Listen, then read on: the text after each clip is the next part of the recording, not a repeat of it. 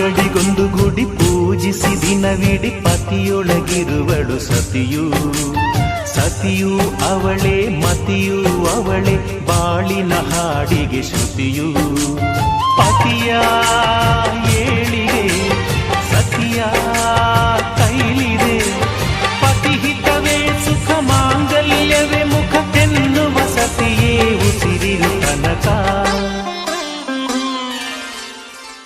ಸುಮತಿ ಸುಮತಿ ಶ್ರೀಮತಿ ಆರು ಗುಣಗಳೇ ನಿನಗಾರತಿ. ಮನಕ್ಕೆ ಒಡತಿ ಮನೆಗೆ ಗರತಿ.